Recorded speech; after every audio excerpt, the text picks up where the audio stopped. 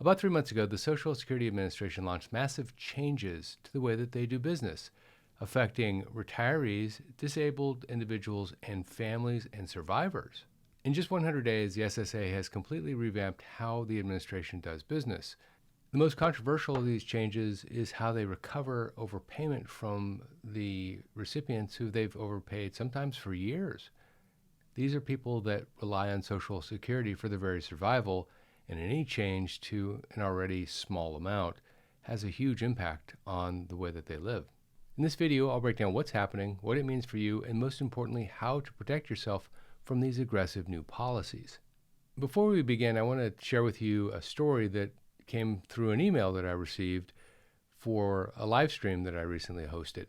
It was someone who was affected by these new policies, and it was a live stream on Social Security, so it was quite timely.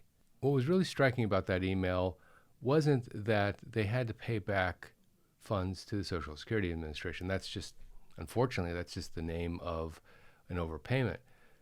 But they seemed confused on how it was presented to them and the very aggressive behavior on something they thought was very stable in their lives. Over a period of months or maybe years, I suppose, they had been overpaid $4,200, and they were given 30 days to repay all of it on a benefit of $1,850 per month.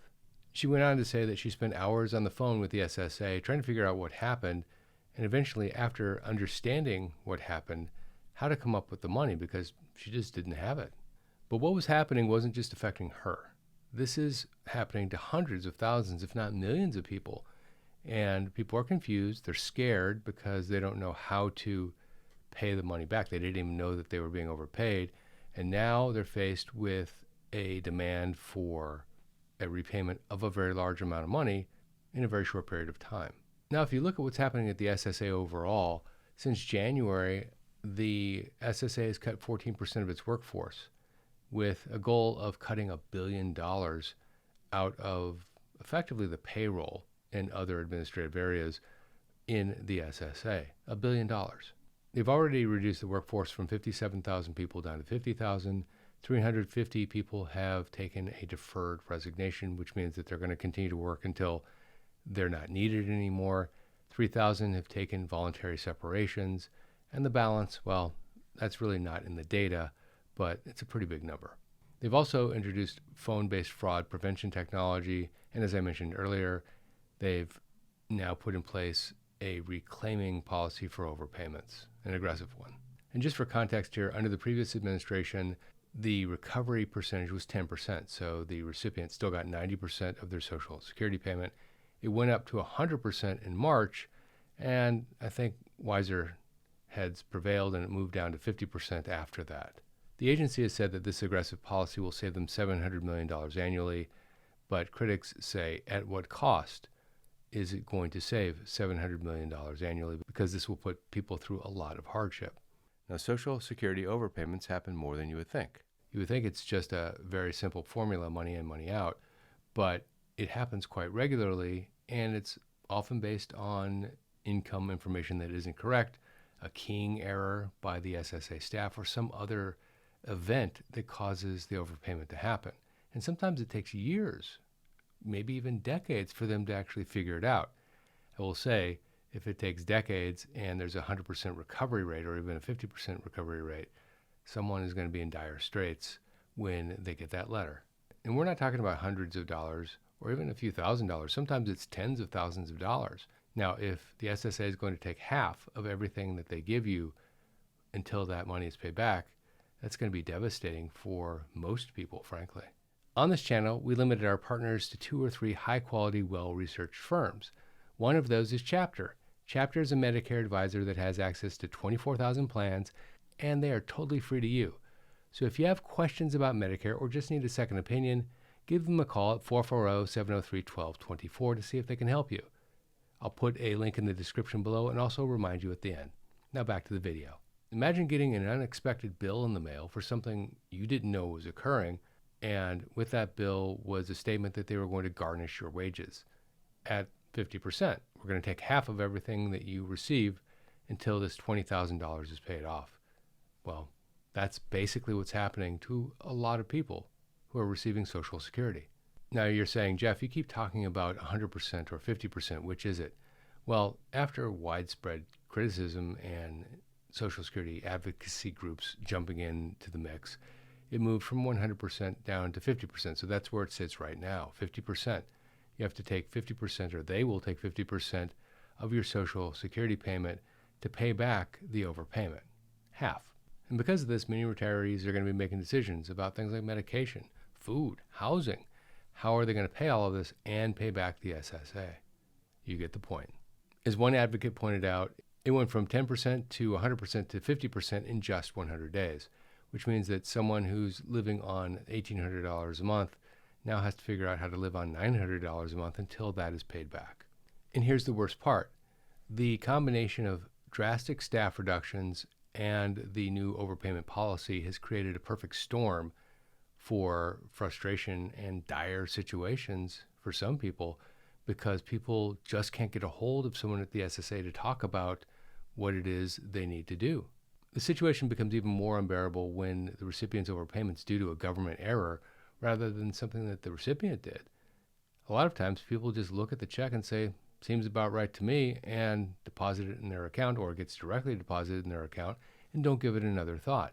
They don't go through the calculations to make sure that their payment is correct. It kind of reminds me of the situation where you're driving your car at 50 miles an hour and there's a speed limit change because you're coming into a curve or a town ahead, and it goes from 50 to 30, but that 30 mile an hour speed limit sign is behind a bush. You go right past it, you don't see it, you don't notice it, you don't think you've done anything wrong, and the next thing you know, you're getting a ticket. And you got the ticket because you were speeding, but no one bothered to acknowledge the fact that someone should have cut the bush back, but they didn't. And by the way, these changes, they disproportionately affect the most vulnerable retirees because they are the ones that really need the money the most, and quite frankly, they can't get a hold of anybody to figure out what's going on. And staffing at the SSA, it's at a 50-year low in terms of the total number of people working there, yet the number of claimants is up 25% over the last decade. The math just doesn't work. The agency now struggles with basic customer service functions. People are reporting long wait times. Some people are traveling 100 miles or more to talk to somebody in person because they've closed the local office. These administrative challenges make it harder for the claimants to challenge the overpayment decisions, even though they have the right to do so. And to be super clear, people do have the right to challenge this overpayment decision, especially if it causes financial hardship or they think it's unfair. Despite all this, the trust fund is going to come up a little bit short in 2025. Most people think it's about $110 billion on a trust fund that has $2.8 trillion in it. This means that it's on track to be depleted by 2034, 9 years from now. When that happens, benefits will be cut by about 20 to 25% unless something's done. And by the way, I do believe that this is going to be fixed before we reach the point where benefits are going to be cut, because I can't imagine any person voting for the politician who is in office that lets this issue happen. And as many of you have heard me say before, we were in this exact same situation in 1983, where the trust was months away from running out of funds, and the Congress did the right thing and they fixed it. It required a small tweak to the tax on Social Security and also extending the full retirement age, as well as a few other things. Those extensions, by the way, happened about 20 years later. So those that were about ready to retire didn't see the impact of the extension of the full retirement age. So what do you do if you received an overpayment notice? Well, take immediate action. Immediate. Contact the Social Security Administration and request a lower repayment rate. And remember, you can file an appeal or request a waiver if you feel that the overpayment wasn't your fault or it will cause financial hardship. But don't wait to respond. If you wait until after the due date, well, bad things will just start to happen. But if you file the appeal, they need to process the appeal, and things are put on hold until your appeal is reviewed. This gives you valuable time to prepare your documents without losing benefits in the process. Time is not on your side here. Keep detailed records of the people you talk to, the date that you talk to them, the nature of the conversation, the time that you talk to them, and consider enlisting the help of an advocacy group if needed. I'll put the name and link in the description below. Stay informed about policy changes that affect the process. A lot of how you get paid is codified in the law, so The actual mechanism really can't change unless they change the law, but they can change the process to effectively make it more difficult. Not intentionally, is my firm belief, by the way, but they can make it more difficult, which in turn means that you need to act on the information that you have. And above all else, make your voice heard by contacting your representatives in Congress. They need to know from real people the effect that these types of changes are having on them. I'll keep tracking these changes and others as well as they're coming through, so make sure you click subscribe and turn on notifications so that you get alerted the next time I post a video. Before we go, if you have questions about Medicare or you just want a second opinion, give our partners at Chapter a call at 440-703-1224. They are completely free to you and they help a lot of people. Also, if you like this video, check out that video, 10 ways you can lose your Social Security payment instantly. This is Jeff Schmidt, and I will see you in that video right there. Holy Schmidt!